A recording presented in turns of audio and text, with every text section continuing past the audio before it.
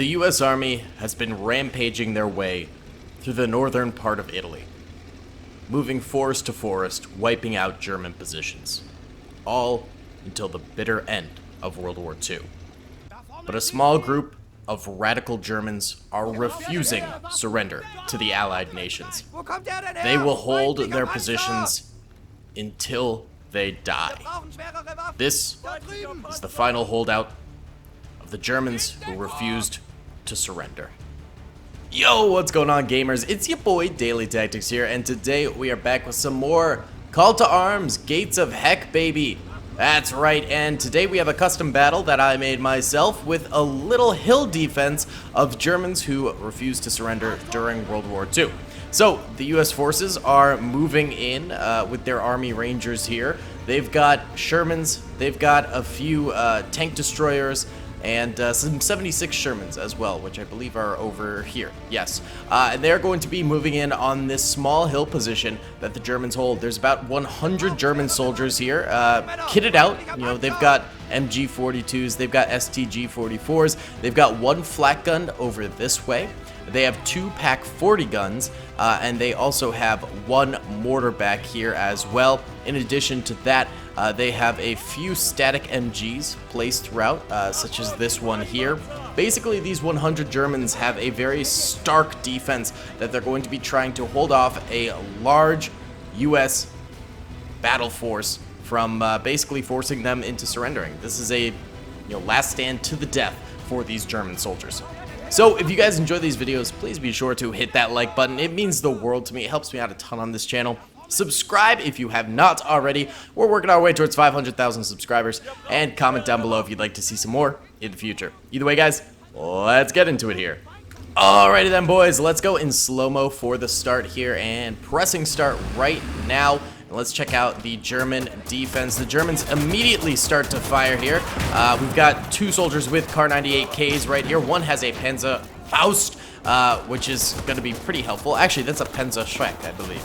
I can't remember exactly. And then an MG42 soldier in the middle. One of them gets absolutely decked right there.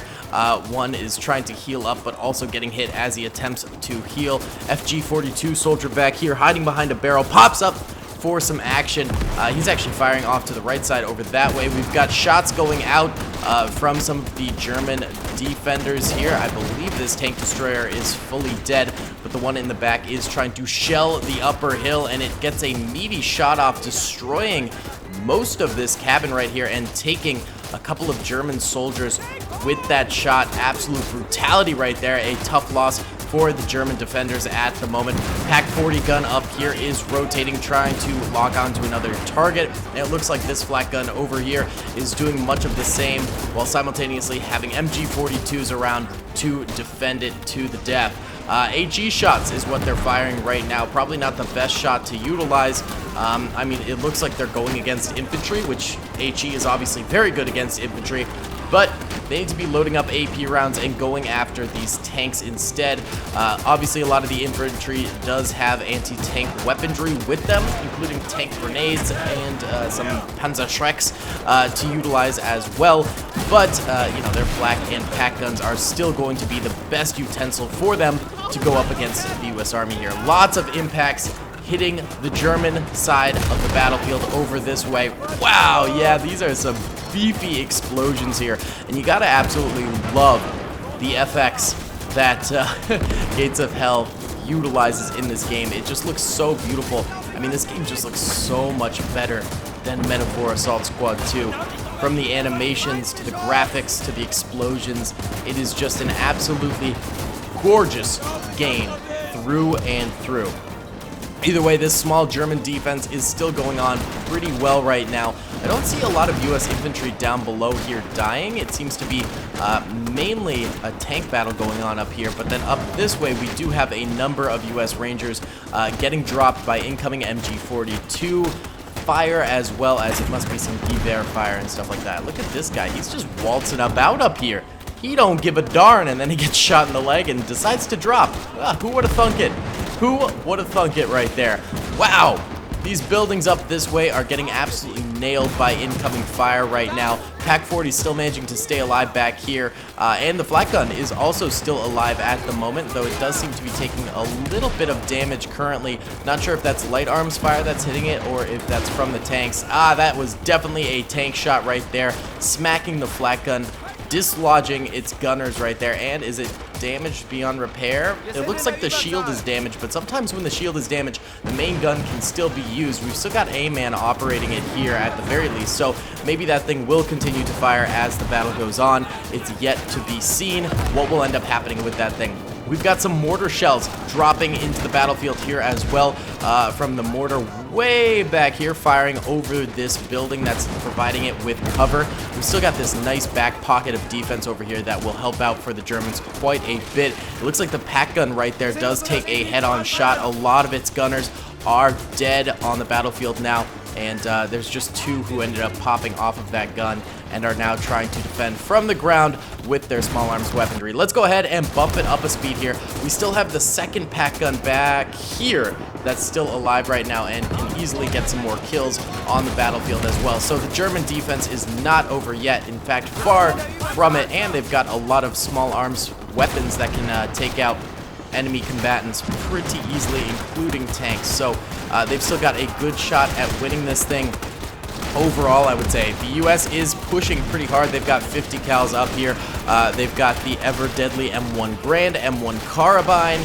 They are moving in tight formations. They're clumped up pretty bad, so that mortar could be extremely useful to the Germans in the rest of this battle. I mean, just one shot hitting right about here would get so many kills, but it seems to be missing quite a bit.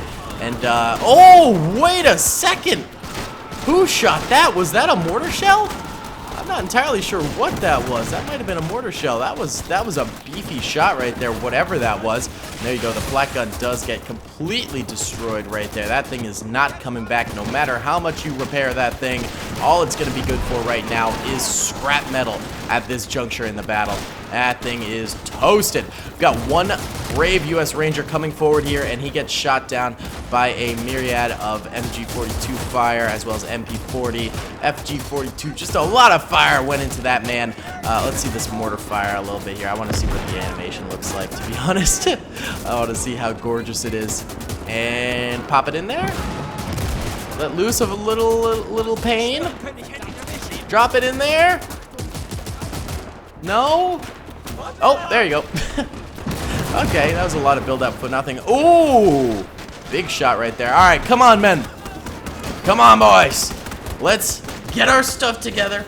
Let's rally, and let's charge this hill. Right now, our good old-fashioned US of A boys seem to be getting stuck back here under this German fire. They need to rally. They need a big push going on right now because they are getting stuck in this gnarly little meat grinder area right here and just taking so many hits. Yeah, a lot of U.S. troopers going down right now. They need to make that big push forward so they get over this hillside. And actually, this MG42 is reloading right now. It'd be a good opportunity to get some shots in, perhaps, while not under suppressive fire. But there you go. It ends up completing its reload. They do get a nice shot into that guy's head. Very well done, boys. But he gets back up and starts firing the MG42 yet again right there. And he is going to continue to rattle off shots for the foreseeable future in this battle. Still a lot of troopers back here. I think some of these guys are Fallschirmjägers, while others are standard Wehrmacht, and we've also got some Panzer Grenadiers in the bunch here. It's just sort of a modge podge of different soldiers who probably banded together to make this die-hard German unit who is refusing to surrender. So, you know, quite a bit of diversity in there in terms of the German units being utilized right now. Either way, the U.S. forces are still moving up this hillside, and look at this. These guys going way up here. Hey, that's pretty cool. Got one trooper with a Thompson. What do you have right there? A BAR unit right there, and they're coming up and over here. This guy gets shot at quite a bit and ends up dropping. It was a cheeky little move, but just did not pay off. This guy might be able to do it a little bit better.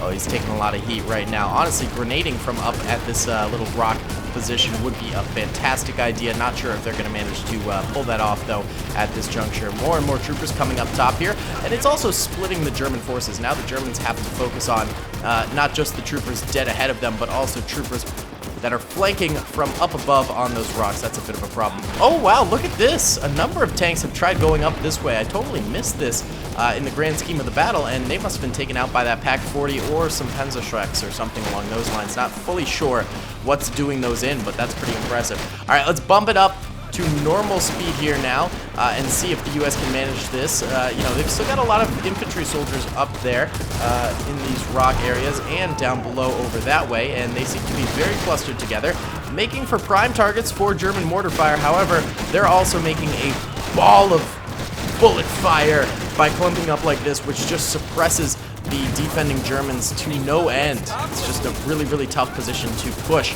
I think we've also got some Germans over here. Yeah, we do. We still got a couple of Germans over here, including an MG42 soldier right on the left flank over this way, and they're going to mow down a few more U.S. soldiers who are trying to come around this area over that way. That's pretty impressive.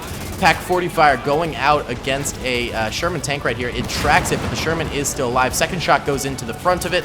It looks like the crew is staying in, so perhaps they think that the Sherman is recoverable, but that looked like a hull damage situation right there, and yep, the U.S. soldiers are going to peel off of that, get some M1 Grand Fire out, and attack from the left side over here. It looks like they do manage to take out the German mortar right there, which is a big win for the American boys right there. Not bad at all. That's definitely a very, very dominant thing to do on this battlefield. Taking out that mortar is key to this operation. Look at this, the tank crew peeling out and going hard against the German soldiers over here. Look at this. What a great flank that crew is doing right now. Pack 40 even trying to stop them because of how close they're getting. Oh, that man just got absolutely sniped in those brambles. Poor chap right there. Tons of dead U.S. soldiers up top here, but the rest seem to be funneling into this farmhouse right here. Honestly, an HE shot dead center into this house would kill so many of those troopers. I don't know if it would be advisable, though, because taking out that house would destroy all of this cover right here, and this cover is both profitable for the Germans and the Americans at the same time because it's preventing the Americans from firing dead through over this way. So while it would get a lot of kills, it actually might not be the best idea to do. We'll see if the Pack 40 ends up making that mistake or not. One of the Pack 40 troopers gets sniped out, I believe, from the right flank over that way. The Germans are just getting surrounded now and getting picked off one by one. I think the death of that mortar was definitely one of the worst things that could have happened for the German soldiers at this point in time in the battlefield. You know, that just completely crushed their defense here, and now it's just up to a few infantry and the Pack 40, but the Pack 40 gets taken out for the most part. There's one trooper on it right now. It takes another big shot into that building, but it's just about the end for these German soldiers, and they all go down right there. We still do have a couple more over on this end of the battlefield too, though. These guys might be able to get a few more kills in this battle. That guy dies. Now it's just one STG-44 trooper. Let's see if he can manage to do anything against these U.S. troops, or if he is going to go down. He gets shot right as he takes out a grenade, saving the lives of a number of these U.S. Rangers right here. U.S. Rangers do manage to win the day with quite a number of soldiers remaining. They really dominated that end game right at the very, very end right there. And I think it's because the mortar went down. If the mortar had stayed alive, all of those guys could potentially be dead right now. Let's check out the losses on the battlefield. So, yellow are dead Germans, red are dead Americans.